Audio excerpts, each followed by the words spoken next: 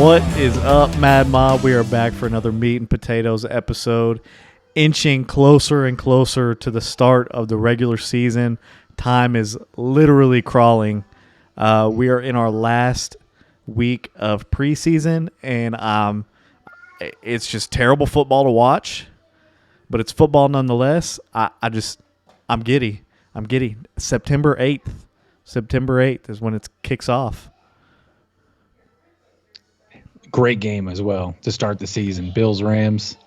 I mean, even the football that we had hasn't been terrible if you watch the first two drives or so. Damian Pierce looked great. Yeah. He looked really, really good, just ripping off run after run the other nights. And for those of you that have drafts coming up, man, David Montgomery was carted off the field tonight. So keep that in mind. That's a rough one.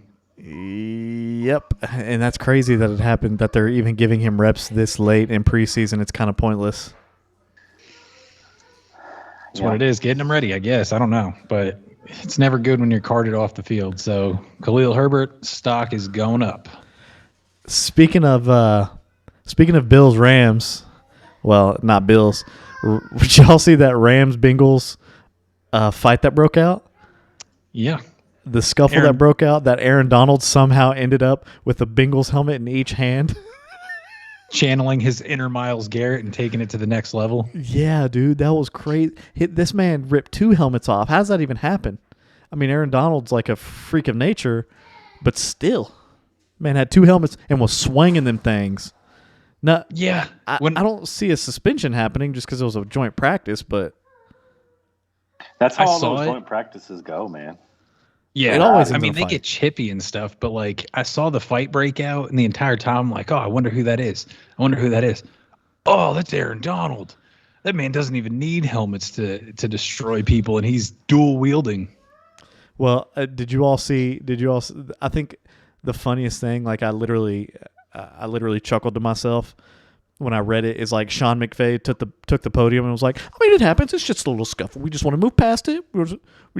We're not worried about it. It's a joint pattern. It just happens. It moves on. Like, yeah, dude, that's your star player that was dual wielding helmets out there swinging them at enemy players. Of course you want to move on. Of course you don't want any more attention. But the Cincinnati Enquirer had a photographer out there that was absolutely snapping every action shot of him double meleeing people with these Bengals helmets. He gets some kind of disciplinary action, right? He has to. He's wielding two helmets, man, swinging them at people. That got Myles Garrett an indefinite suspension, and it was in a game, and it was egregious, and he hit a dude in the head with it.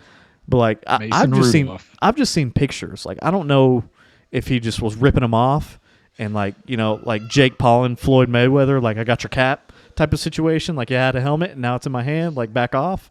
Or I don't know if he was like having them like just he's swinging. I saw he was swinging one. He was swinging for the fences, absolutely, and that'll definitely cause damage. There's got to be some kind of disciplinary action. Yeah, I didn't know he was swinging it like that. It got to be. You can't suspend Myles Garrett indefinitely and not give Aaron Donald anything. I mean, it's the same thing. It's just not on live television. Right. Yeah. I mean, come on, man. It's a practice. It's Aaron Donald. He'll be fine. He'll get off scot-free. Player safety, man. I think Garrett ended up getting like 6 games when it was all said and done, and I think a fine as well. But it was the end of the season. Like, wasn't it through the rest of the season? Like, it was indefinite going into the off season. I believe so. I don't remember exactly when, but I'm pretty sure it equaled out to about 6 games. But dude, you're talking about player safety. You can't be swinging helmets at guys. It doesn't matter if the game counts or not.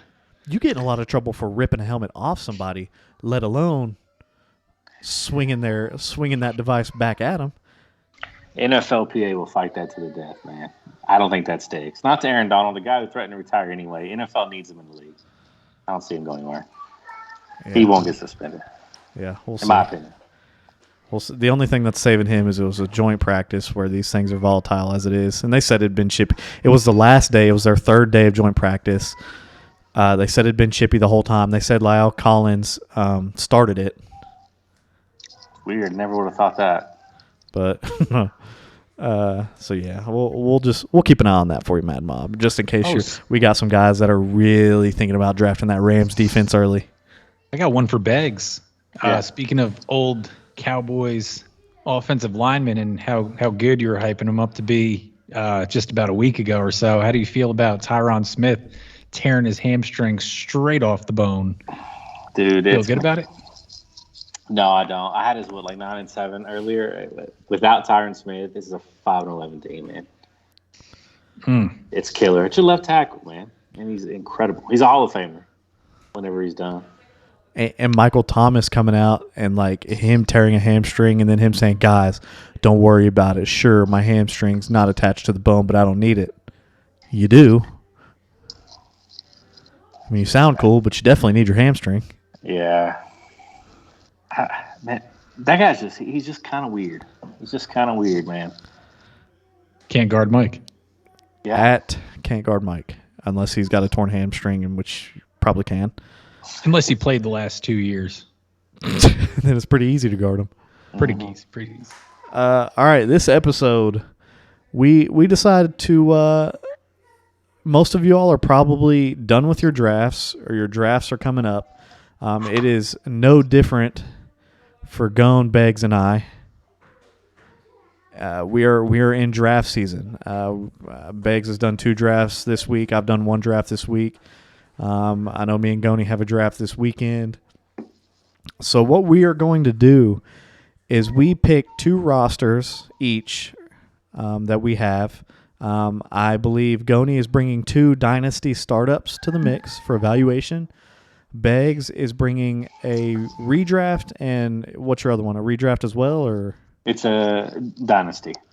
So you're bringing a redraft and a dynasty startup? It is not a startup. Okay. We drafted last year. Okay, so he's bringing a redraft and a dynasty. I am bringing a redraft and a. Are we going into our 3rd or 4th year of this dynasty?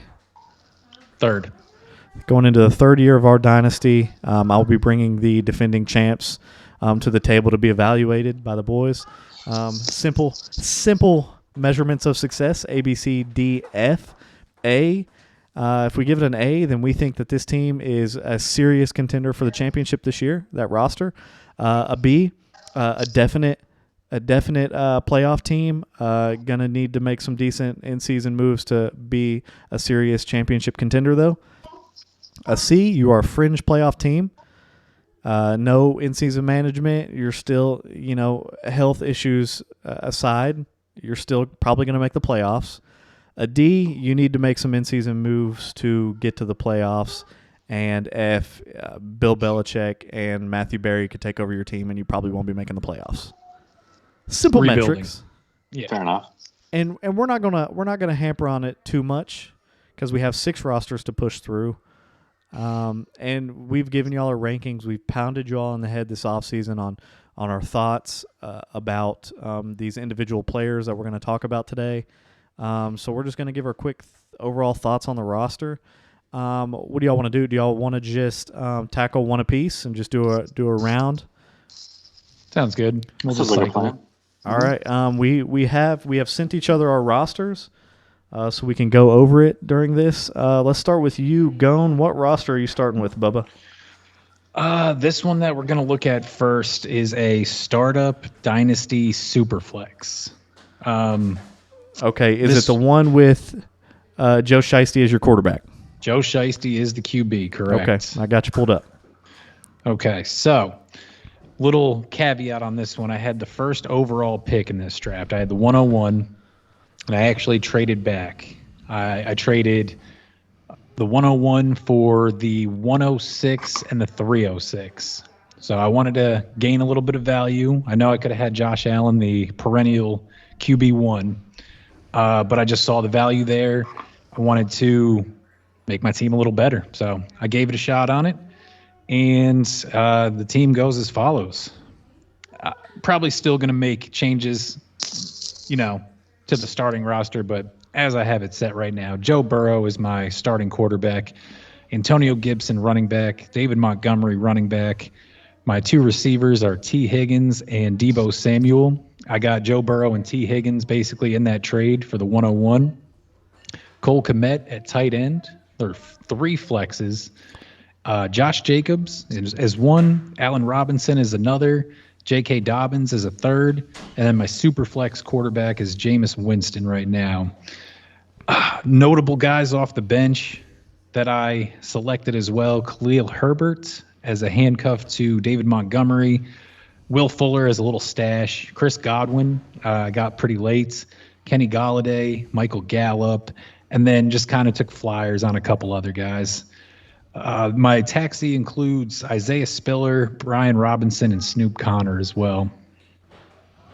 So I feel like I have some work to do personally. I don't really love Antonio Gibson. And that's just the way it is, honestly. It was a little wonky doing a super flex. Jameis Winston also might not be the best, but go ahead and let me know what you guys think here. 12 team? 12 team, yes, sir. I'm gonna give this one a B. Personally, I think this is a playoff team to me. Obviously, Gibson worries you. I think Brian Robinson is a pretty safe handcuff here. Brian Robinson might end up having the starting job by the end of the year anyway. Love that you got Herbert for Montgomery as a handcuff. Always a good idea. So you're kind of insulated. You have running back depth, right, in the terms of handcuffs. I love Godwin. I'm surprised you got him late. What round did you get him in? Honestly, I can't remember, but he was actually going pretty late, and I don't know if that's because of the injury scare coming off the ACL, not being ready for week 1. But honestly, he's a steal. I thought he was a steal. He is a steal. I like Michael Gallup, who now is supposed to be coming back close to week 1. I mean, he may only miss a game or two, so he could add some real depth real early. And my last comment before I let Wayne take over, Robert Tonyan, right? Everybody's sleeping on him. He was a tight end, top 5 tight end just 2 years ago, tore the ACL last year. He's got a chance, man. If Cole Kmet doesn't quite do it, I think he has an outside shot of being a top 12 tight end this year. Yeah, that's exactly what I was looking at. Is he hedged his bets with Cole Kmet? Me and Goni are both on record loving Cole Kmet, but snagging Mo Alley and Robert Tonyan, kind of take it. That was a smart move. My grade, you could do pluses and minuses as well. This might be okay. B minus. It's fair. B minus. And I know B plus for a dynasty draft, B minus as far as what I think you're capable of this year. I see what you're doing. David Montgomery, like you said, he got carted off, just not sure about him. You did kind of hedge him getting Khalil Herbert, so I don't think you in all honesty, if David Montgomery is going to be hurt, let him be real hurt. That way there's no they don't put him on a snap count. I think that would hurt you. Antonio Gibson, I'm absolutely terrified of. I think your running backs are kind of hurting this year. Yeah. Yep. Michael Gallup, I'm on record saying he's going to be pretty good this year. If William Fuller would ever land on a team, I think he's very serviceable. Yeah, I mean, Byron Pringle even has a chance to be somewhat decent. I love your quarterbacks. I think Jameis Winston is a throwing machine. I know you don't think he is for some reason, but I think Joe Burrow and Jameis Winston, you have to have one of the top top quarterback duos as far as just pure passing volume. Yeah. I love your receivers now that Debo's got his contract with the rushing incentives. So going on my ask, I know you're not super excited about Jameis in the super flex. And having been in a few super flexes myself, I know that second quarterback spot could really make you or break you. Do you have a plan to upgrade the spot? I've thought about it and I put feelers out there. It's just that I don't love – a lot of guys are wanting like Godwin or Robinson and like a pick. I've gotten a lot of like Robinson and J.K. Dobbins. And I don't want to give up – like depth. I don't feel like I have a whole lot of depth on this team. I love Chris Godwin, being able to slot him in. So I'm just happy. I'm happy with Jameis Winston in there, to be honest with you. I only need the guy to put up 15 to 20 points or so, a week. A 15 to 20 point game out of your second quarterback is an elite game for a running back or wide receiver, really, which is the importance of Superflex, really. So what? I look at Josh Jacobs, right? You got a horrible old line. You got the McDaniels factor, right? Very likely could be in a timeshare this year with Zamir White and Abdullah. Wayne, would you consider maybe dangling Josh Jacobs in a Michael Gallup package to upgrade if you really wanted to? I don't know that he Does that get you can. enough? I don't Okay. know that he can. He's got such lack of depth at the running back position. I don't think he really could. He's got him in a flex, but he really doesn't have a lot elsewhere. I love Isaiah. You were smart. You went straight running backs for the most part for your taxi squad. Isaiah Spiller, I think he's going to be great in the future. Brian Robinson, I think if Antonio Gibson stays on his decline and J.D. McKissick goes somewhere else, then boom, you got an RB1 on a team that loves to rush. This year, I don't think you can afford to give up Josh Jacobs. Even if he's getting you 10 to 12 a game, I think that's better than what a lot of your bench is going to get you. Just not a lot of depth, but I mean, that's nothing you don't already know. Yep. Yeah. I agree. It's just not worth it to upgrade. Like, I would want a substantial upgrade at the quarterback position for my flex quarterback. If I like to make moves and really what I'm going to have to give up versus my return on the investment, it just doesn't seem really worth it to me. So, I mean, I'm going to ride it out. You never know what could happen. The season could play more towards how, Wayne feels, where Jameis Winston just throws a whole lot more. I'm just down on him a little bit, but I couldn't really pass him up at the time. When you get down there, it was down in the nitty gritty. So I don't think he throws as much as he threw in Tampa, but I think they definitely unleash him a little bit more than they did towards the end of last year. Bad beat on Tim Patrick, by the way. Would have been a nice piece. Would have been a nice piece. He'll be on the IR all year. Yeah. All right, Begley. I only got one roster from you. There should be two in there. I'll start. Do you have the ESPN one? I do. No, I got the sleeper one. Check out the it's in our ESPN league that we're in together, Wayne. That way you can get to it. I'll talk about it while you kind of make your way over there. Oh, so you sent that one to Goni, but I'm just gonna have to. No, it's in the group chat. Goni got it. Did I miss it? Oh, okay. I see it. No, that's my bad. I see it. I got it. Mad Mob, they say you can't fix stupid. We're still trying. It mixed it up because you sent one, and then me and Goni sent a bunch of gifts waiting on you because you were really late for this podcast, and then you sent your second roster in between. So that's where the mix-up was. Ouch. Not that we're salty. All right, so I'll start out by saying this was a weird draft. This is a league that does weird things with drafts. Bengals players go early. Quarterbacks sometimes go early. Is this a redraft? It is a redraft. It's a PPR, and it is a 5-point passing touchdown league. At quarterback, I've got Trey Lance, who I drafted in as my last pick on the roster. I knew I wanted a scrambling quarterback. Jalen Hurts went like in the 5th round. Just couldn't get my hands on him. Obviously, Lamar went early. So Trey Lance, I felt like I came away with, a hopeful option, a lot of upside there. DeAndre Swift was my first pick. I picked out of the 10 hole.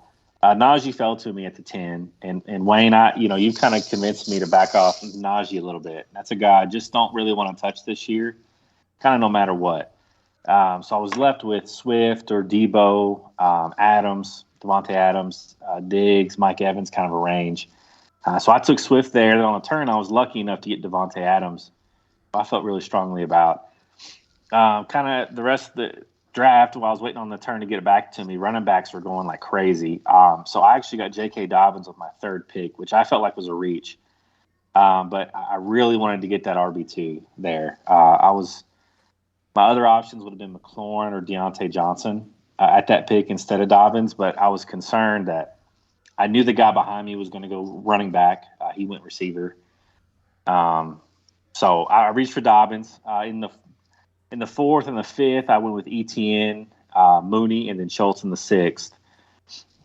So the team is Trey Lance, DeAndre Swift, J.K. Dobbins, Devontae Adams, Darnell Mooney, Dalton Schultz, Travis Etienne. I was able to get Alan Lazard in the 7th, who I think is a really nice upside guy on the bench. I got Michael Carter and rounded out the roster with Tyler Algier, Naheem Hines, and Michael Carter. I'm pretty critical of myself on this one, but I'd like to hear what you guys think. Wayne, you want first? C+++.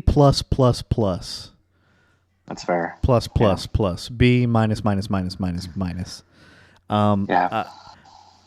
I think you're going to not live and die by Trey Lance, but I think Trey Lance he's going to be the guy for me that takes it from a C+ to a B+ if he pans out. I love D Swift. I would have taken DeAndre Swift over Najee in your situation as well. I think there's a lot of upside for him. I like your receivers. I'm leaning more towards a B- area just because of how I feel about Allen Lazard. I think towards as the year goes on, I think he slots into your flex role more often. And then I think you'll be able to play matchups with J.K. Dobbins and Travis Etienne, which will help you out. I like your receivers, Devontae Adams, Darnell Mooney. I think they're great. I love Dalton Schultz this year. It's just that it's just if Trey Lance is going to do what we think he's going to do on the ground, and if Allen Lazard can pan out and you can just play matchups with Dobbins and Etienne, that's what takes you from a C+ to me to a B-, honestly, just a regular B. If you can play the matchups with your RB2 instead of having to slot Travis Etienne. I think, if you suffer an injury at running back anywhere, I think you're hurting bad. I don't think you have a lot of depth. But that's just me. I know you're high on Hines, so you might feel okay. Tyler Alligator, I think he'll emerge to be okay as well. But yeah, your receiving core is great. I like your two receivers that you got on your bench.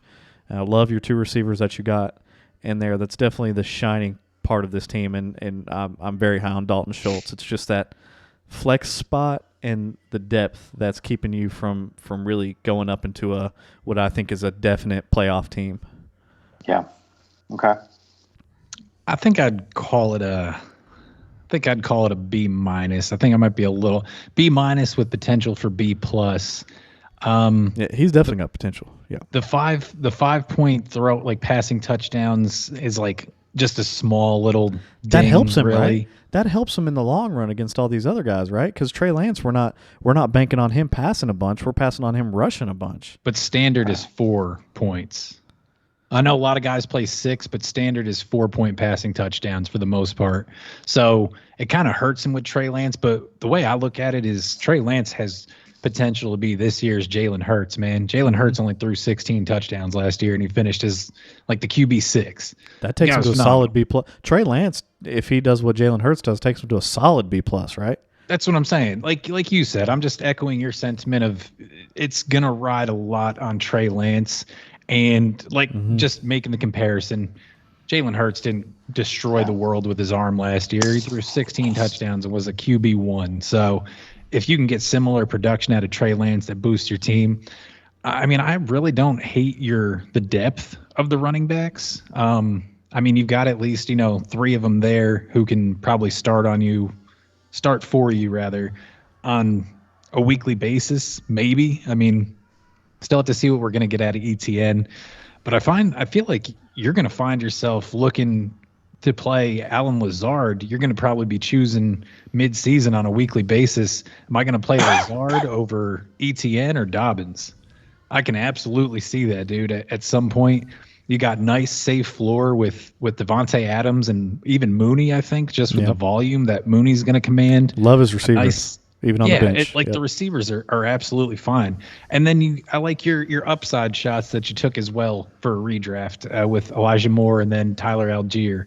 Like, that's what you want at the end of a draft, especially a redraft. You want the upside guys. You want rookies. You want young players, guys that have a chance for a breakout. So, really, I mean, it's gonna come down to it. I can't really knock you for taking Swift over Najee either. To me, that's a coin flip. I would have done it. I would have done it. So I know, yeah, but I definitely hate on. Swift has gotten hurt every year. That's the only knock on him. He's gotten hurt every year, and Najee's going to outvolume him for sure. So, to the tune of a lot worse efficiency, probably. Probably, but will the volume make up for that? I don't know. Yeah, exactly. We'll see. Remains to be seen. Yeah. Swift was outscoring Najee last year pretty significantly until he got hurt. And I think week 12. I'm counting on this more of the reception work. Maybe it stays healthy. Yeah, I have the same thoughts on Trey Lance. I'm a trusted Shanahan. Maybe I'll get some RG3 like season out of him this year. Good. There's Tua, Jameis is out there, Carson Wentz, and Matt Ryan. Do you guys prefer any of those over Trey Lance? I don't think so. Nope. I think Trey Lance just gives you so much upside on the ground out of all those. And none I of those agree with the guys choice. are like good enough. None of those guys are good enough to start over him, to stash him, to wait and see if he's going to be good. Yeah. And you said you got him with the last pick of the last pick. Oh yeah. Yeah, That's I think for the value that could return is incredible. Yeah. The value of the year right there. It's one of those leagues where they all watch football. They're not so much fantasy players, but they're very knowledgeable about the game. Right? Trey Lance is probably not a good NFL quarterback, but he's a great fantasy quarterback. I'm hoping. So we'll see. Potential's there. Yeah. So we'll average that out at a B, That's fair. we'll average it out at a B minus with. We both minus. agree B plus upside, depending on what Trey Lance does this year. Yeah. All right. I've got one. It is a dynasty. We are in year 3, coming off of a championship. I'm kind of on the fence here with if we want to sell some pieces and get younger or try and go back to back. Starting, it's not a super flex, but there are 2 flex spots. I've got Josh Allen, Austin Eckler, Zeke, Jamar Chase, Jalen Waddle, Noah Fant, Gabe Davis, Amon-Ra, and then kicker defense. Notables on the bench, snagged Kenneth Gainwell, got Tyler Lockett, Will Fuller, just waiting for him to get there, Kenyon Drake. We did go out and get, I say we, this is the team that I have with Goni. We went out and traded Josh Palmer for Alligator. Didn't love it.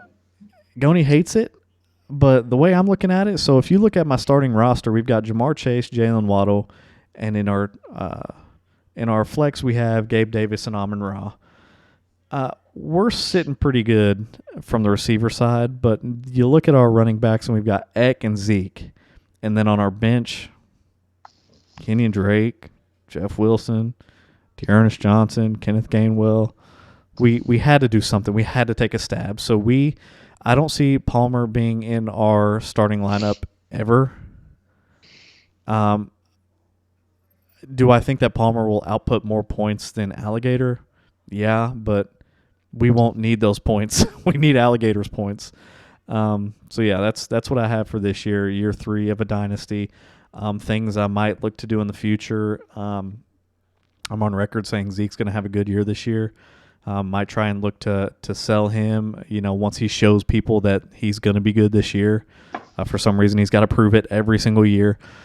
So I think I would be willing to take the hit on losing a good running back this year to get a little bit younger at a position that I'll be in need of here in the next year or 2.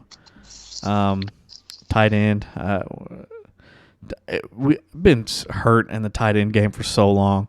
We went out and got Noah Fant. We're pretty happy about it. And then, boom, like Russell Wilson to the Broncos. Let's go. Oh, yeah, except for Noah Fant. He's going with Drew Lock. And it's like, so we're back in the tight end crap area. But, I mean, we won a championship last year with our tight end bringing in a consistent 4 points a game. Do I think it's possible again? I'll let you all decide. I'll let you all grade it. I think obviously coming off the championship, right? We can't go any lower than B here. I think this is a B plus roster. I think the shining star, somebody I love that you didn't mention, was Isaiah Pacheco out of Kansas City. With Rojo likely being a cut candidate, we've seen what Clyde Edwards-Helaire can do.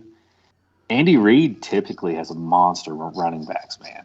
I mean, if this guy's – I know he's a super explosive athlete, a little raw, but if midseason he can come around, steal some snaps from CEH, he's a monster.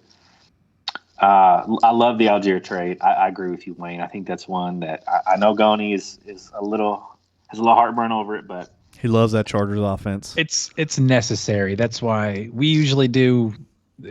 Everyone has to agree on the trade, and with the need being there, I gave it the okay on my end. It's such a stab in the dark on Algier, and I hope he pans out. I really does. It's just I've kind of like planted my flag a little bit on Josh Palmer. I just see good things for him. So if Algier pans out, then it's a great trade. But we needed to do it regardless. So I understand that. yeah. And you have Gallup right there on the IR, Yep. and he's coming back sooner. His recovery is really going well, so I think he's an impact guy. You're holding on to Kenyon Drake, I see. Is he a cut candidate, I'm assuming? Or are you going to see where he lands? See where he lands. There's not much on the waiver wire. Yeah, if there was something on the waiver wire that tickles our fancy, obviously he's probably going to be one of the first to come up in conversation to cut for it, but there's just nothing catching our eye on the waivers right now. Yeah, makes sense. Kenny Gainwell, I think, was a great ad for you guys in particular. I think he's probably RB1 for the Eagles to end the year. I think his ceiling is limited with Jalen Hurts. He doesn't really check the ball down historically. But he's a great pick for you guys. You guys have one more year of absolute monster contention, right? You guys are probably a top 3 favorite to win the league, in my opinion. We do have one other guy in our league who has a really nice roster, but we know he won't manage it very well if somebody gets injured or something necessarily. Are you a little worried about Waddle? Or how do you guys feel about Miami? I mean, Waddle just came off of last year. He set the rookie reception record, 104 catches. They brought in Tyreek Hill. The volume will go down. I understand that. We've talked about this a little bit before, man. The volume goes down, but I think the efficiency goes up. Okay. In college, he was a burner. He beats you deep down the field. He's got wheels. He didn't get to use them last year. It was a whole lot of short passes and screens and, maybe 10 yards out. I think he opens up this year. I think you see him getting shots down the field, letting Tua air it out to him, and he's playing opposite of Tyreek Hill, so he's getting the number 2 corner. So, I mean, I like him. It's only his second year, so still developing. Yeah. If my receivers can duplicate what they've done, then we are sitting good on receivers for the next 5-6 years. Absolutely. I mean, you look at our Jamar Chase, Jalen Waddle, Amon-Ra, Gabe Davis, all 4. Everybody knows about Jamar Chase. Jalen Waddle, Amon-Ra, and Gabe Davis have all shown flashes of what can be a very successful career. And if they all do it, if they all pan out, then go ahead and just lock them in our lineup for a long time. And then it just comes to filling in some of our aging running backs. Kenneth Gainwell, we'll see if he pans out. Alligator, we'll see if he pans out. I think we have, if we have to run with Zeke for next year, whatever. Obviously, he'll probably be a drop candidate after next season. Eck might have 2 or 3 left in him. So, I think we have a little bit of time to focus on running backs, which is what we need to do at this point. Yeah, I think your season kind of hinges on Gabe and Amon-Ra, the flex spot, right? You need one of them to me or somebody on the bench to be a lock every week. It's probably going to be Gabe Davis. I mean, he's looked great in the preseason. It's a high-powered offense. Would you guys I'm just spitballing here. Maybe after this year, would you all consider moving Eck and try to get a really nice tight end in a package deal with somebody else? Try to sell him a year early instead of a year late, kind of a move? Not for a tight end. I've tried that. I'm the voice of reason around here. No, I'm okay with selling assets early. I prefer to sell assets early. I need to return value, and I'll take age into consideration and all that stuff when doing trade talks and all that. But when you talk about Eck, you talk about a guy that's going to be an RB1 for possibly another 3 years. Wow. I think he's confirmed RB1 this year and next year. So he still has good value. He doesn't he's involved. His success is a lot in the passing game, so it's not like he's banging between big O line and D linemen. His runs on the body, it's not like Derrick Henry's runs to the body. You know what I mean? So I think he's got the opportunity to be successful all the way up to 29. Okay. That, and he didn't start off his career, getting massive carries. He's got a lot of mileage left, so yeah, I could definitely see that. But yeah, I mean, you always got to kick the tires and see what's out there. If there's not going to be a good enough trade, we're not just going to trade him, just to get younger. We'll age him out if it means we're winning in the meantime. Same with Zeke. We're not returning value on Zeke. People think he's going to be trash cans. I simply don't think he's going to be. I think he's going to be solid. I'm not going to get rid of him because I think I will cut him at the end of his career if it means that I was winning all the way up until I cut him. And I'm okay with that. I mean, we did that with Julio Jones. I mean, we couldn't return value on him. We felt like he was successful in the meantime, and we kept him all the way up until he had no value. And I'm okay with that. As long as I'm winning in the meantime, then I'll build my team elsewhere, whether it be the draft or trading away other key pieces to fill in for him. So yeah, Zeke is just so disrespected in the fantasy world. It makes no sense, but whatever. He's going to continue to be disrespected. That's why I'm only saying I put the feelers out for Zeke after, again, he proves that he's going to be a great running back again, and then people are like, oh, dang, I need a running back, and we say, hey, what about Zeke? And they'll be like, no. And then we'll have to show them the game log from this season where they're like, oh, dang, he's good. It's we go through it every year. But I'm okay letting Zeke rot on my roster until he retires if that's what it takes. I'm not selling him cheap. With obviously maybe a running back cliff hitting next year with Eckler or Zeke, right? Maybe the year after.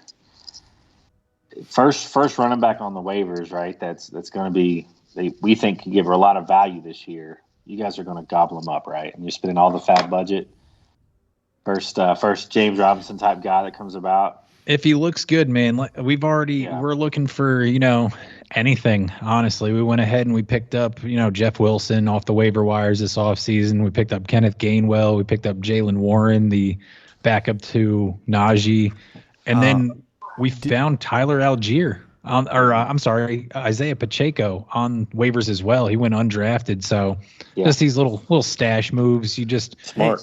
And you look grab a bunch of lottery tickets, hope one hits. You look at Kareem Hunt. He's starting almost every roster that he's on. Dearness Johnson has shown incredible talent when on the field. This is Kareem Hunt's last year. I don't think he's going to be in a Browns uniform anymore after this. He's already said he wanted to trade, but they're forcing him to play for him this year.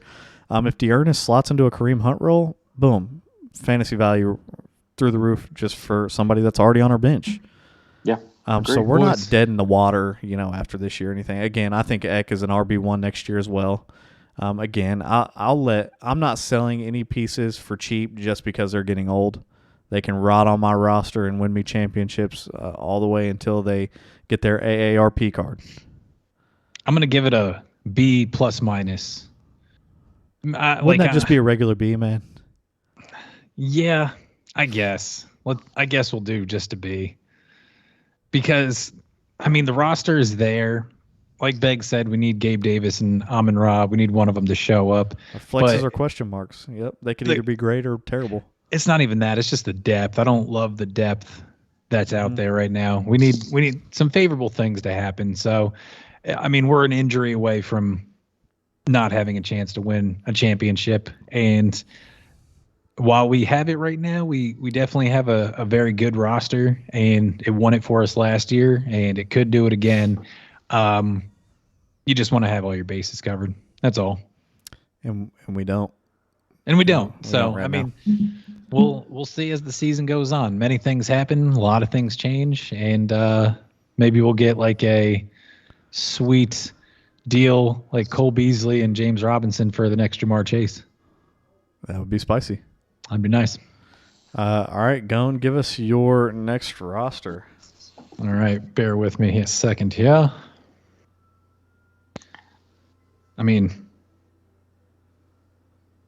What do you think? I'm already going to tell you this, not to spoil it.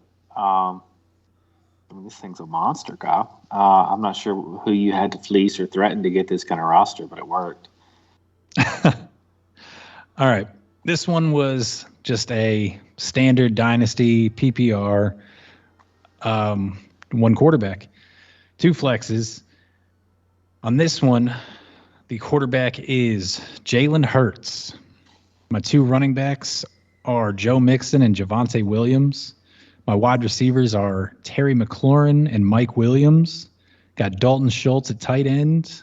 My two flex spots are David Montgomery and Allen Robinson. No one cares about the defense. We don't even play with a kicker. Some of the notables on the bench: Tua, Melvin Gordon, J.K. Dobbins, Marquez Valdez-Scantling, Paris Campbell, who I like, Gabe Davis on the bench, Josh Palmer. And then in the taxi squad, really the only notables that I have on the taxi squad is Khalil Herbert again. You own a weirdly high number of David Montgomery shares this year, dude. Mm-hmm. Hey, he's hedging them all. Discussing. He's hedging them all with Khalil Herbert, though. So I mean, what can you do? Yeah. Especially for a dynasty, you definitely want to do that. But he fell into this zone for me, man. I like to have a ton of running backs. The quality of my running backs is way better in this one because it's not super flex. I didn't have to worry about going quarterback super early.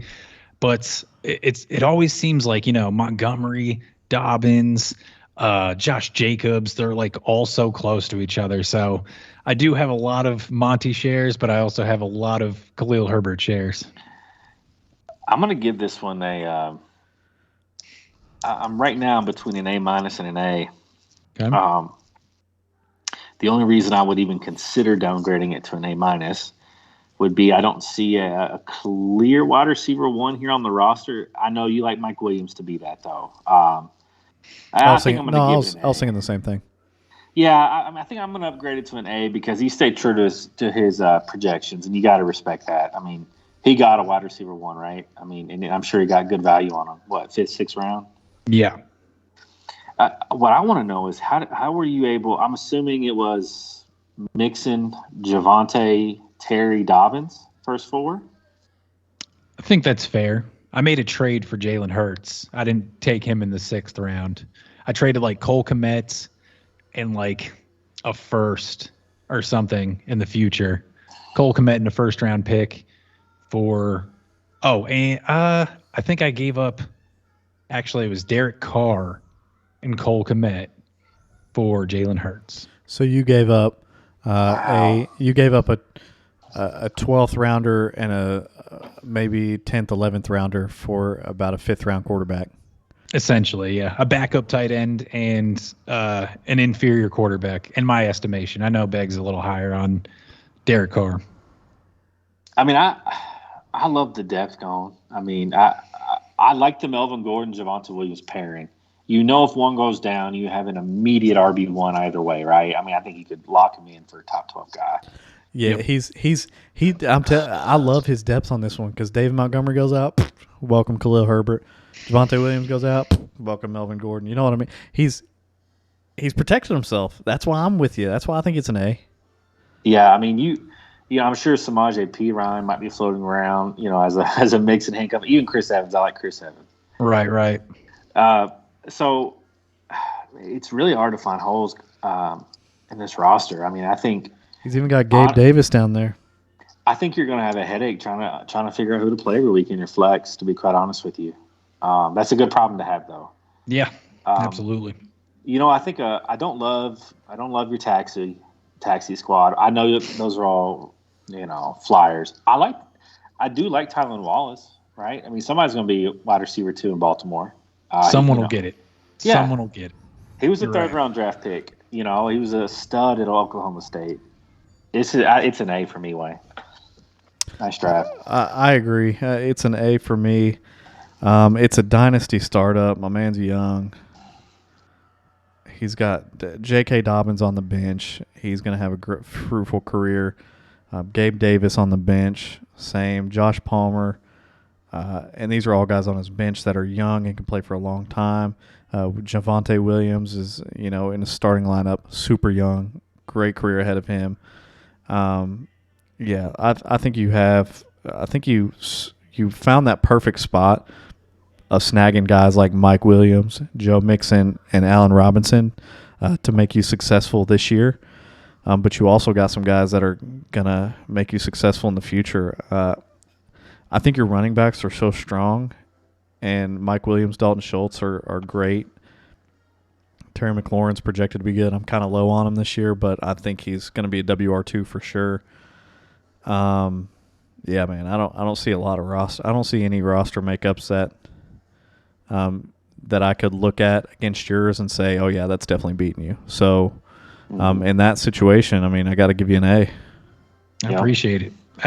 The perfect strat for me is just load up on running backs early. I went with those 4 being Mixon, Javonte, Montgomery, and JK.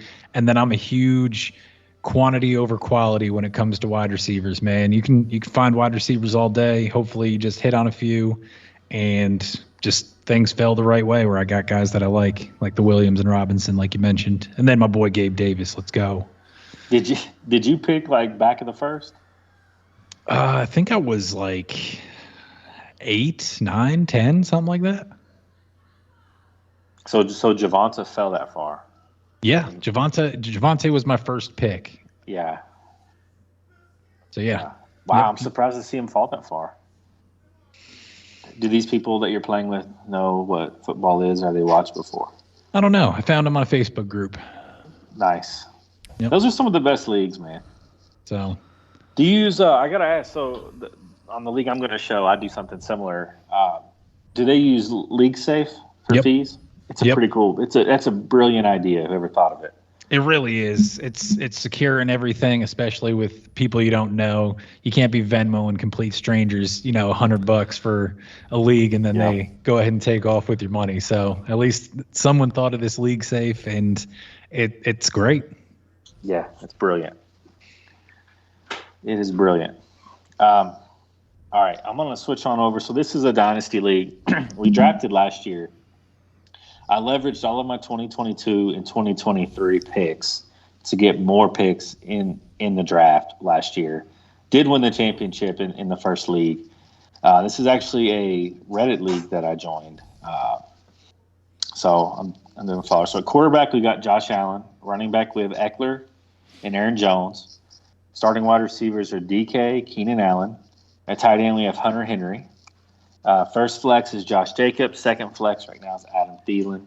That's obviously subject to change. Notable guys on the bench, James Robinson, Jeff Wilson, maybe. KJ Osborne in Minnesota. Christian Kirk, Allen Robinson. Kind of give you a little backstory where my head's at here. I'm similar to your guys' dynasty team, man. I feel like there's going to be a running back cliff. I'm going to fall off here very, very quickly. So I'm going to try to win one more championship with the roster, and then I'm going to be looking to move Eckler or Aaron Jones, maybe to try to get draft picks or a young running back. What do you guys think? I think you have probably the barest of waiver wires. You have like 27 bench spots, bro. Well, you know what's really cool about this league? So it's a 12-team league, and there's 3 divisions of 4 teams, and they treat it kind of like real football, where you play your own division twice, and then you get matched. Your whole division gets matched up with another division. It's pretty cool how it works out, and the roster size will shrink as the NFL cuts happen. So the first round of NFL cuts, I have to put people on the waivers. So it really mimics real life. It's cool. I'm gonna give this an A minus. From a dynasty perspective, I don't see much, for the future, but like for winning this year, Josh Allen, tier 1, Eck, tier 1, Aaron Jones. You've heard my thoughts on Aaron Jones. I think he's going to be great. In my opinion, I think you have 2 RB1s starting for you. Keenan Allen, love him. DK Metcalf, not high on him, but he's the only guy there. I mean, if Drew Lock throws the ball, he should get 200 targets. He might get 200 targets for 90 receptions, but 90 receptions for 1,000 yards is a WR1. Hunter Henry, don't love him. Josh Jacobs, he's great. I think you kick out Adam Thielen for Allen Robinson in that flex spot. That's a great roster.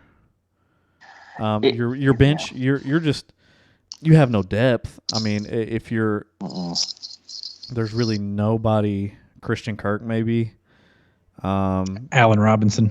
That's what I'm saying. Kick Adam Thielen to the curb and slot in Allen Robinson as a starter, and I think his starting lineup there. So really, I guess if you took my starting lineup, Christian Kirk and Adam Thielen are your only bench guys. You don't have any really running back depth. Maybe James Robinson. But yeah, if you avoid the injury bug, and I think if you slotted A-Rob in instead of Thielen, that's a great roster. Yeah. I'm really on a strong. I'm going to say I'm caught between a B+ and an A-. Honestly, it's very, very good. The depth is lacking a little bit, but like you said, they're going to cut people, throughout the season. I like Adam Thielen. I really feel like this time next year, DK Metcalf might be one of your most hated players in fantasy just because it's going to be maddening. You're going to win a week and he's going to put up like 7 points for you. And then you're going to need him to come through and he's not going to score like anything. And so I see you instead of taking out Thielen like Wayne mentioned, I feel like you're going to be looking at DK Metcalf for the Allen Robinson. But Keenan Allen has the, he's a nice, safe, comfortable floor. Hunter Henry's been a touchdown machine. Your running backs are elite. You have the perennial QB1, Josh Allen. You're definitely playoff bound. 100% playoff bound. It's just the depth, man. You just really don't want to see anyone on your team get hurt. And if it is, pray it's a wide receiver because you at least got 2 wide receivers that can slot into a starting role for you. If it's a running back, if Aaron Jones or Egg goes down, I guess you could survive one running back and just slot in another receiver. Yeah. You can probably only survive one injury this year and still be a championship contender. Yeah. But I mean that's just injury bug. If I'm just taking your roster at face value, I think it's a solid A. This is like one of those leagues. It's a gauntlet, man. Everybody knows what they're doing. You have to get it in like a week before a waiver guy gets hot. Really hard to build depth in this league. I actually got a trade offer, which was the best offer I've gotten for DK because I tried to shop him a little bit. Everybody's trying to buy him really cheap off of me. Allen Lazard in a 2024 1 for DK. I turned it down, but would you guys have done something different there? Those are 23. I think I'd do it. Yeah, I mean, Allen Lazard for, I don't know, it just doesn't feel good. It doesn't feel good at all. It doesn't. Like, it makes you think about it because you want the points now, but nah, I don't think so either. He needs to sweeten the pot a little, in my opinion. It'd have to be a 2023 1. Yeah, he doesn't have one. Goni, would you take Allen Lazard in a 2023 second and third? You know how I am with later picks and rookie drafts, so I'm asking you. No, absolutely not. Okay, same. Yeah, Allen Lazard does fit in the win now mold that I've got, right? It was enticing. I thought about it. I'll be honest.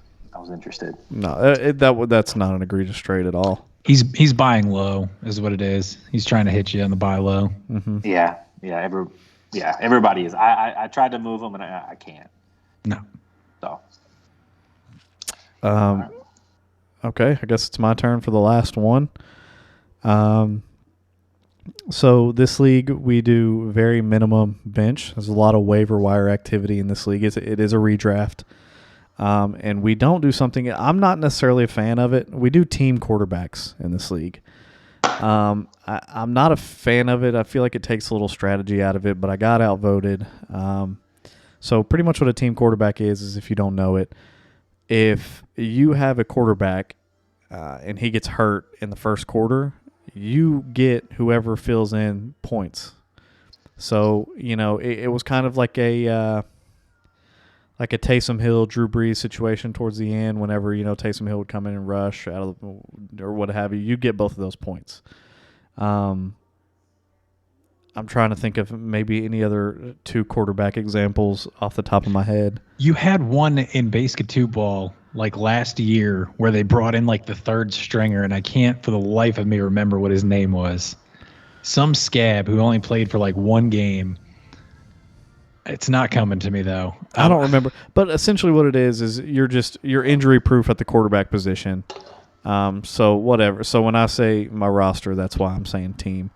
I have the Cowboys team quarterback, so Dak Prescott, Christian McCaffrey, Aaron Jones, DJ Moore, I love you, baby, Mike Williams, Dalton Schultz. My flex is Darnell Mooney, defense kicker. My bench is D-Hop, Ramondre Stevenson, Kenneth Walker, MVS, and Alexander Madison. I think so. I'm in this league with Wayne, and I think he walked away with the best draft of the league. I'm still thinking about my letter grade. I mean, I'm pulling it. I'm pulling it thin air here just to kind of find critiques. I don't think you've got a wide receiver one unless Mike gets there. I think even with all the volume, Mooney's still probably not a one. DJ Moore maybe a one with Baker. We'll see. I love the Cowboys team quarterback because if Dak gets hurt, Cooper Rush is more than capable. We saw it last year, actually, big Monday night game. I love McCaffrey. I love Jones, especially for PPR leagues. Your bench, I think, is a How many points are they getting? Wow. What do you? Yeah, hey, put some change in your charity jar. I want you to donate it to speech therapy. There was a lot of P's. I'm just confused what those P's were going for, man. Hey, nothing slides in this friend group, Mad Mob. This is just a PPR. It's not a PPR. It's just a PPR. Wow. Don't be confused. Wow. I don't like your bench very much at all. I've made it known how I feel about Hopkins. This is just me. You guys know how I feel about Hopkins. Dude. I don't. Hang on a second. Let me get through my analysis. Okay. I don't love your bench. I'm not a fan of Hopkins this year. I think when he does get back, I don't think he's going to be the same Hopkins. Ramondre Stevenson, right? Goni, what's the golden rule about Patriots running backs? Don't draft Patriots running backs. Yeah, although I do think Damien Harris got hurt, by the way. It could be Ramondre's job until he misses a blocking assignment. Kenneth Walker, I think he's the guy in Seattle, but I think he's going to come on late. I think it's Rashad Penny's job to start the year. I know Goni likes Valdez-Scantling, so that's a nice pick. But I think based off your starting roster, you're by far away the favorite to win the league. It's not close. Yeah, I'm giving him an A, honestly. Yeah. His team is excellent with, McCaffrey and Jones. As long as they stay healthy, they're going to absolutely destroy teams. Yeah. DJ Moore and Mike Williams, man. Mike Williams has that wide receiver one upside I keep talking about, all year so far. And even if he's feast or famine, I feel like DJ Moore has that consistency to help buoy that every single week. And then the overflow of points from McCaffrey will kind of make up on those famine weeks for him. Darnell Mooney, we've already talked about. He's going to be hit with 1 million targets. Dalton Schultz, love him as well. But my opinion on his bench, dude, is actually I think he took a phenomenal route with the bench. And it's basically like he's got his starting roster right now, and he's just saving this nut basically for winter time, because when the playoffs roll around, dude, and he gets a DeAndre Hopkins, he might not have a clear-cut wide receiver one, I guess, with DJ Moore and Mike Williams, but they're strong wide receiver twos if they're not a wide receiver one. They're strong. I agree. And Hopkins is going to come back. He's going to be a PPR machine. Ramondre Stevenson might take the job by that time of year. Ken Walker more than likely is going to take the job by that time of year. And it's like he's bringing in the reinforcements, it looks like, later on in the year. And that's why I really like it, because his team is phenomenal. And then he's even got like a handcuff shot with Alexander Madison in case Dalvin Cook goes down. So, I mean, dude, he's really, I think, did a great job with the roster and the bench spots. There's upside for all of them, and really it's just the bench is just something you'd kind of have to be patient with. But the starting roster, it's not like he's going to have 0 weeks for at least the first half of the season where he's like, should I play this guy or this guy, and then get burned by the wrong decision. That's not going to happen. It's not going to So- happen. No, I mean, yeah. If he doesn't finish the regular season with the most points scored, I'll be shocked. But the question I'm going to ask Wayne is, if McCaffrey gets hurt week 2, right, week 3, what's the plan, right? We got to depend a lot on Ramondre, and that just worries me a little bit. I'm sure it does too. 100%. It worries me as well. My thought process was exactly like Goni said. I might not have a WR1, but I have 3 top-end WR2s. I don't think anybody else can say that. I know there's a few that probably have 2 WR1s, but their running back core might be trash. Yeah, it's just kind of Ramondre Stevenson. I hate drafting Patriots guys, but I just keep looking back. Like Damian Harris was an RB1 last year, splitting carries. And it's just they get Bill Belichick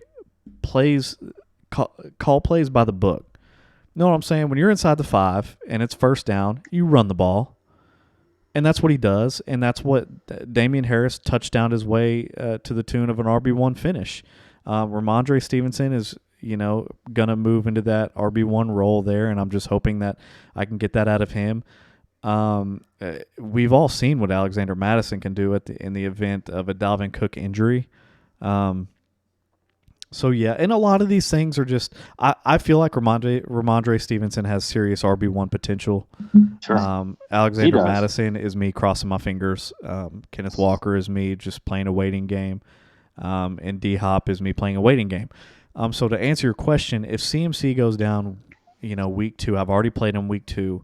I've ate a third of D-Hop's suspension for somebody. It might be time to shop out D-Hop for a running back. Maybe D-Hop and Stevenson, if he's doing, pretty good, for a solid running back. Because I think my receivers are fine. I love MVS on the bench.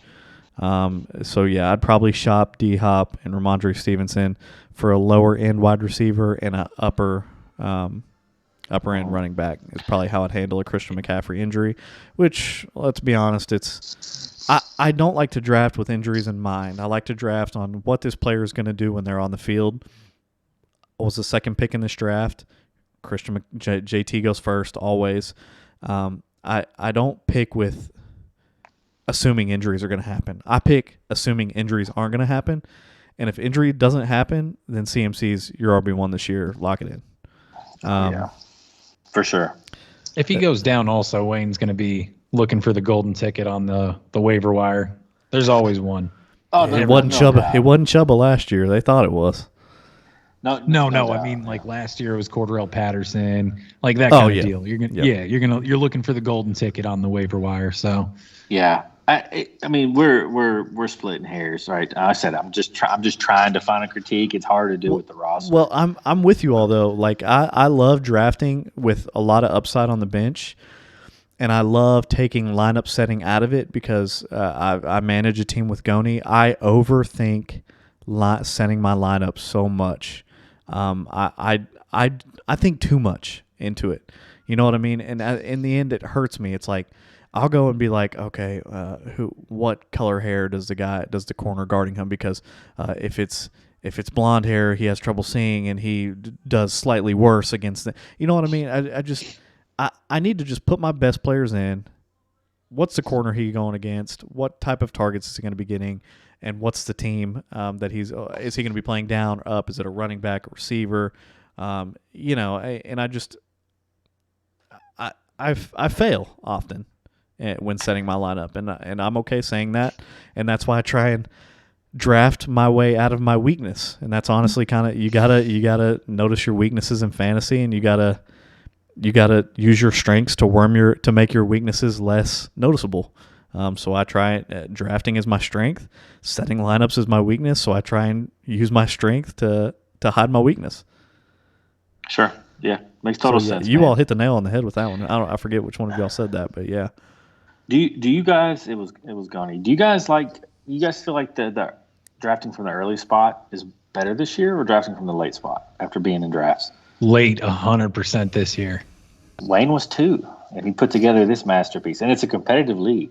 No, I'm talking about like a 3, 4, 5. as in like the early spot. I'd much rather have. I'm also thinking of dynasty though as well. I haven't done any redrafts this year, so I got dynasty on the mind. We have our dynasty coming up this weekend as well, gentlemen, and so I guess from that perspective, in a dynasty this year, I definitely want a later pick. If I don't have like in a dynasty, really, I want the one, or I don't want any of the first couple, straight up. Are you taking Taylor with the one in a dynasty? 100%. Actually, I would take Taylor or the less popular. I don't really love it in the mocks. Jamar Chase Over Jetta. I like Just Jamar the Chase. quarterback. Yeah. Just the future that he's tied to. I like Jamar Chase more for the future, and that's just a longevity play to have an asset for the next 7 years minimum. Mhm. Yeah, I mean, I've got the 4 in that draft, and Wayne, I was talking to Goni earlier, and he said it's definitely going to be Taylor, Jetta, Chase in some order, 1 to 3. Yep.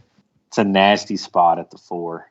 It's a Najee, Swift, Eckler. Maybe if you think he's got 3 years, it's an Eckler spot. I think Swift is a little of a reach, honestly. He's not going to fall to you, Gone. Quit trying. I just think he's a reach there, man. Mad Mob, I have the 12. I don't remember when we did this random draw or anything, but it's not seeming too random to me. Goni knows my strength is drafting, so he went ahead and put me in the back of the pack. I'm the dead last in this one. I'm 10th, so I'm right there. So we'll see. We'll see what type of team I can put together from that spot. Man, I don't know. I'm talking about the 4. What about McCaffrey at the 4? What do you think about that, Wayne? A little too risky for a dynasty? A little too old? Take him. Too risky for a dynasty. Yeah, if he wasn't going into his 4th, 5th? It's only 25. 4th year. His 4th year? Well, he didn't get hit a lot the last 2. He's got plenty of mileage. Yeah, I just don't want D Swift to fall to him. There's no way he falls to 10, right? 0 chance. He wants him to so bad. He won't. I might have to show up to the draft just to make sure it doesn't happen. He's already got 4 extra. Giving out hints and tips to people. Hey, man, you know who'd be great here at the 105? Funny story. DeAndre Swift. Funny story. We did a fantasy league. I think it was a redraft. No, it was going to be a keeper league. It was the first draft, and there was a guy that had never, ever played fantasy before. Ever played fantasy before. Didn't even really watch football, but he just was like, whatever, I'll do it. I drafted this man's team. Yes. You remember how frustrating that was? So this man had like the number 1 or number 2 pick, and I literally, every pick he'd be like, hey, man, like who here? And, I felt bad for him, so, I'd be helping him, happy to have another guy out, happy to have another guy into the fantasy family. So I'm helping him out. We get like 6, 7 rounds deep, and I've realized that I've like literally picked this dude's team. And I look up at the board, he had a monster. He won that league. He won that year. Won the league. I drafted this man's championship team that year, and didn't even get a thank you. We just brought it up, and he laughed. I was so mad at Wayne because that year, I don't remember who was first on the ADP. I was the 3rd pick. This guy was the 2nd pick, and CMC was 3rd in the ADP. So I'm like, oh man, I love it. I want to get him this year. It was Saquon, I think Le'Veon Bell. I'm not sure, but I think it was Le'Veon Bell. And man, dude, first guy takes Le'Veon Bell. Second guy, I'm thinking he's going to go and take ADP, go Saquon, and he takes CMC, and it broke my heart, man. And yeah, like you said, the guy had a monster. I think he lost like 2 games all year, maybe, and he won the championship. And didn't even set his lineup every week. My man forgot to set his lineup a couple times. He didn't even send you a check in the mail, huh? Didn't even. Roy Ray, if you're listening to this, man, at least give me $20, man. I think that league paid out $200 to the Super Bowl winner, man, and he won the regular season payout too. At $20, Rory, just a little thank you. You know what I'm saying? People don't forget. Just write him a thank you card. That's all you have literally to the do. best No draft money. I've ever done in my life, and it wasn't even for me. Wow. Was it a dynasty or you said a keeper? It was a redraft. Oh yeah, it was a keeper. It was a startup keeper. Yeah, we kept one. You could keep 2 players. It had to be different positions. Okay, I get this was a pretty good episode. I enjoyed it. We all think the rosters that were brought to the table were at least playoff. I don't think we had any D's or F's. That's what you want to hear if you're listening to a podcast about fantasy football. If the hosts are giving each other D's and F's, then you probably shouldn't be listening to them. Listen, we practice what we preach, and we're going to do that all the way to the bank at the end of this year. We appreciate the support. We will be posting the Q&As. The Q&A will be posted before this is posted, isn't it? You're the man with the editing. It's up to you. Yeah, man. Yeah. You know what? Yeah. I hope you all enjoyed that Q&A that was posted before this that we haven't done yet. I'm sure it was awesome. Guys, one more week, September 8th. Stick with us. The season's going to be an absolute metric crap ton of content, 3 episodes a week. Let's go. We're going to be we're getting on a very strict NFL season schedule. You can expect our episodes to come out the same time, same day, every week. We're going to be there to help you set your lineups. We're going to be there to help you with your waiver wire pickups. We're going to be there for the week's recaps of the games. 3 episodes a week when the NFL season starts. You can find us Spotify, Apple, all that good stuff. Reddit and TikTok, mad_ff_podcast, madffpodcast@gmail.com. Please find us on Facebook. That Facebook page is growing. Love to see it. Mad Fantasy Football. As always, please check us out on YouTube. The looks that we give each other, just you don't catch them on Spotify. It's necessary to at least watch a few on YouTube. Please subscribe, hit the bell so you are notified when we post a new episode. We got an Instagram up and running now. We're everywhere. We're everywhere. We've got all our platforms down before the season started. We might have one more meat and potatoes episode before the season starts. Hey, can we give a shout out, right, to the people who listen? We've had 1,000 downloads almost, man. We've been doing this for a couple months. We've all platforms are at about 1,500. I mean, that's crazy for a startup podcast. A couple guys. I mean, I'm doing it in my basement. Just talking football with my best bros. I mean, unbelievable, man. In the off season, to get the support in the off season before anything's even started. To start us, you're right. To start this up in the off season was difficult, and we didn't expect really anything until the season started. So the fact that we've got 1,500 across all platforms, we get new downloads every day. Like I mentioned before, every time I open Facebook up, it's a new follower on the Facebook page. So we appreciate the people that are getting in with us on the ground floor. We appreciate literally every single one of you, and we're here for the long haul. Hopefully we enjoy a lot of success together, and we'll do this year after year after year. Yes, sir. Thank you, guys. Let's get this in-season podcasting in here. It's going to be a great season, ladies and gentlemen. One more week, Mad Mob, September 8th. Yes. MVP. These episodes will be on time. We're all about punctuality here at Mad Fantasy. Punctuality. I've been 7 a.m. Mondays is when our meat and potatoes. It's punctuality. We're there for your work week starting, and we're going to continue to be there. You know what they say? Timeliness is next to godliness. Yeah, you were really far from godliness at the beginning of this podcast. So it's a policy I like to live by. Yeah, but sometimes he's a little late to living to that policy, but he gets there eventually. All right, Mad Mob, we'll catch you next time. Punctuality for MVP. Happy drafting.